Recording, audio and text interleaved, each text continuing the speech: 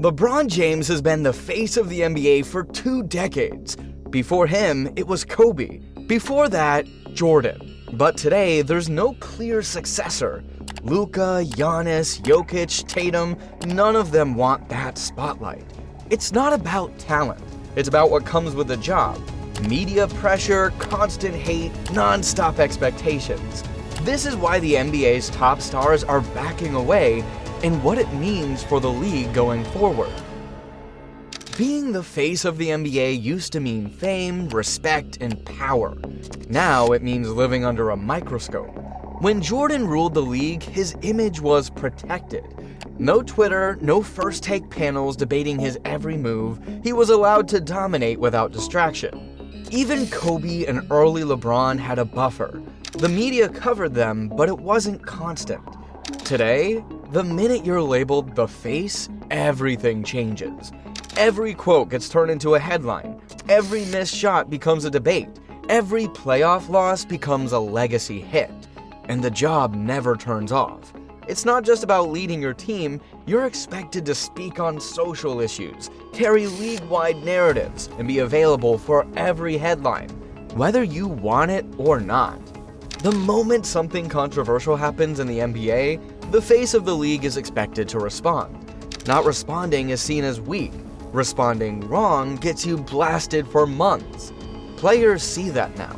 They watched how LeBron's words were twisted, how Kevin Durant got cooked for switching teams, how Steph was criticized for not being vocal enough. Even Giannis, one of the most respected players in the league, got mocked when he called his season not a failure. Being the best player in the world doesn't automatically make you the face of the league anymore. It makes you a target. And with so many other ways to make money, build a brand, and have a career without the extra noise, today's stars are asking a fair question. Why take the job at all? The NBA's current top tier is filled with players who dominate on the court and stay quiet off of it. Nikola Jokic just won his 3rd MVP. He's arguably the best player in the league. But he rarely does interviews, avoids brand deals, and left his own championship parade early to get back to Serbia. He's not interested in carrying a global spotlight, and he's not alone. Giannis is one of the most marketable stars in the world, but he keeps things family-oriented and low drama. He jokes in press conferences. He talks about smoothies and dad life. He's not trying to control league narratives or chase legacy headlines. He's just here to win. Luka could have stepped into the face of the league conversation by now.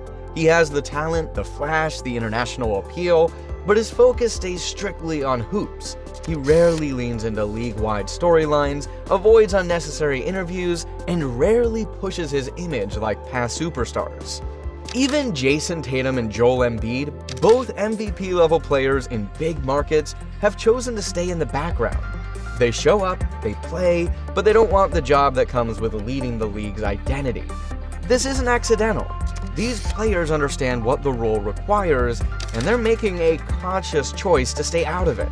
They're not trying to be the next LeBron or Jordan, they're building careers without the crown.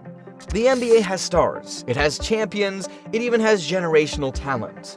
What it doesn't have is anyone trying to lead the league forward. Social media changed everything. Ja Morant is one of the most electric young stars in the league, until 2 off-court Instagram live videos completely shifted how people viewed him. Overnight, he went from rising icon to league liability, and every player watched it unfold. Even performances aren't safe anymore. Giannis dropped 38 and 20 in a playoff loss, called the season not a failure, and was mocked for showing emotion. Tatum gets shredded for every night. KD's tweets are treated like political statements. The deeper issue, most of the criticism doesn't even come from traditional media anymore. It comes from everyone. Clips get ripped, context gets lost, and suddenly your image is a trending topic. Every comment can affect your endorsements, your reputation, your brand. And with so many young stars building long-term businesses, branding is everything. Being the face of the NBA used to mean you were celebrated. Now it means you're a constant target on the court, in the media, and across the internet. No one wants that kind of scrutiny every time they speak. No one wants to be clipped and cooked every time they miss a shot. That's not leadership. That's a trap. There was a time when becoming the face of the NBA was how you secured everything. The biggest contracts, the biggest shoe deals, the biggest opportunities. Not anymore. Today's stars can make $200 million on the court and tens of millions more off it without ever stepping into that spotlight. They don't have to lead the league to lead a brand. They don't have to do 12 interviews a week to sell sneakers. And they definitely don't need to take on media heat to be successful. Take Kawhi Leonard. He's played fewer games than almost every other All-NBA player in the last 5 years and still signed a $100 million extension and a major endorsement deal. He rarely speaks, avoids drama entirely, and he's doing just fine. LaMelo Ball is a max-level brand with international appeal and zero interest in being a spokesman for the league.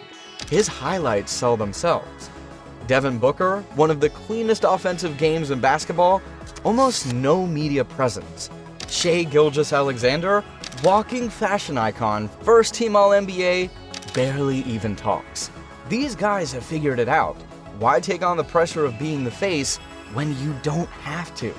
The money is guaranteed, the audience is global, and the risk, the constant spotlight, the non-stop criticism just isn't worth it anymore. The less you say, the more you control your image. The league used to reward stars for stepping up. Now, it quietly benefits the ones who step back. It's not that the NBA lacks talent, it's that there's too much of it. 20 years ago, there was one clear hierarchy. Jordan, then Kobe, then LeBron. One guy stood above the rest, whether it was through dominance, branding, or both. Today, there's a different face of the league depending on who you ask. Jokic is the best player in the world but doesn't care about being marketable. Giannis is beloved globally but avoids controversy and plays in a small market. Luka's box scores are insane. Steph is still iconic, but at 36, he's entering the final phase of his run. Then you've got a second tier of rising faces. Tatum, Luka, Ant, SGA, all elite, all respected. The NBA has never been more deep, but that depth is also why there's no clear leader. There's no torch being passed because there's no one to pass it to. And that creates a problem. Without a central figure, the league's identity starts to blur. Casual fans don't know who to follow. Rivalries don't feel personal. Storylines feel scattered. Every team has a star, but none of them feel like the guy. Even when the league tries to manufacture it by pushing certain players into primetime or handing them MVP narratives, the players themselves don't always embrace it, because they know what comes next. More attention, more hate, more pressure. There's nothing wrong with a balanced league, but when everyone is a star, it starts to feel like no one really is.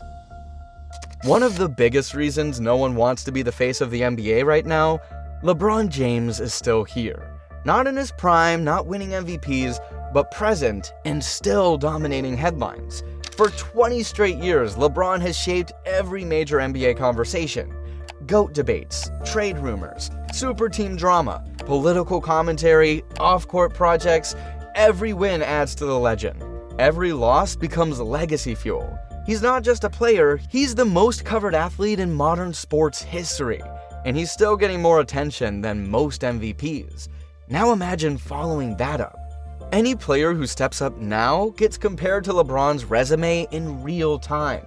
The stats, the durability, the consistency, the media presence, the cultural weight, every move becomes, would LeBron have done this better? Even when younger stars break records, like Tatum's 51-point Game 7 or Jokic's historic playoff triple-doubles, the media still finds a way to make it about LeBron. It's exhausting, and players know it. You can win, you can dominate, but unless you outrun the ghost, you'll never be seen as the guy. And most players today aren't interested in chasing someone else's legacy. They're carving out their own names. Giannis, Jokic, Luka, Tatum, they're building empires without trying to be the next LeBron. That title has too much baggage. Even the league hasn't figured out how to move on. Commercials still lean on his name. National broadcasts still revolve around his games. He's still the center of the conversation, even when his team is out of contention. His shadow is so massive it's frozen the transition, and until he retires, no one's really stepping up to take the crown. Because how do you become the face of the league when the last guy still owns the room? Having no face of the league might sound like a small thing until you zoom out and realize how much it actually impacts. When Jordan was the face, the NBA went global. When Kobe took the torch, he carried the league through a post-MJ transition. When LeBron rose up, he became the bridge between generations, brands, and audiences.